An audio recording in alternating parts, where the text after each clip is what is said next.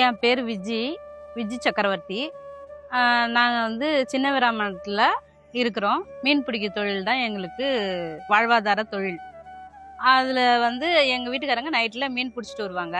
அது இப்போ எங்களுக்கு இலவசமாக ஐஸ் பாக்ஸ் ஒன்று கொடுத்தாங்க. அந்த ஐஸ் பாக்ஸ் இருக்கிறதுனால இப்போ எந்த நேரமும் எங்கள் வீட்டுக்காரங்க வலைக்கு போயிட்டு வராங்க. அதில் நாங்கள் மீன் வச்சு கொண்டு போய் பெரிய மார்க்கெட்டில் மீன் விற்பனை பண்ணுறோம். எங்கள் தொகுதி எம்எல்ஏவும் சரி, எங்களுக்கு எல்லாமே நாங்கள் என்ன கேட்குறோமோ அதை அடுத்த நிமிஷம் வந்து செஞ்சு தராங்க.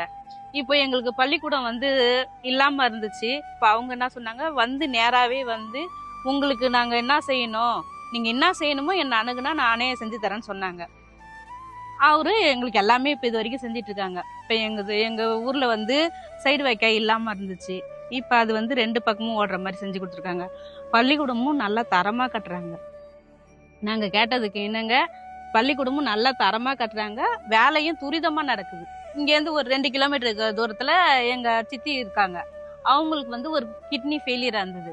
அந்த கார்டு வச்சு தான் மோடி திட்டத்தில் கார்டு கொடுத்தாங்கல்ல, ஹெல்த் இன்சூரன்ஸ் கார்டு. அந்த கார்டு வச்சு தான் அவங்க வந்து அவங்களுக்கு அந்த கிட்னி டிரான்ஸ்பிளண்ட்டு பண்ணாங்க. அதனால அவங்க பயனடைஞ்சாங்க. நான் கூட இருந்து அதை பார்த்தேன். இப்போ அந்த கார்டு வசதி இல்லைன்னா அவங்களோட நிலைமை, அவங்க உயிருக்கே கூட ஆபத்து வந்திருக்கலாம். ஏன்னா அவங்களால 5 லட்ச ரூபா செலவு பண்ணி அவங்க ஒரு 2 லட்ச ரூபா வரைக்கும் அந்த இன்சூரன்ஸ் அவங்களுக்கு கவர் ஆச்சு. அதனால அது மாதிரி இருந்ததால அவங்க இன்னைக்கு உயிரோட இருக்கிறாங்க.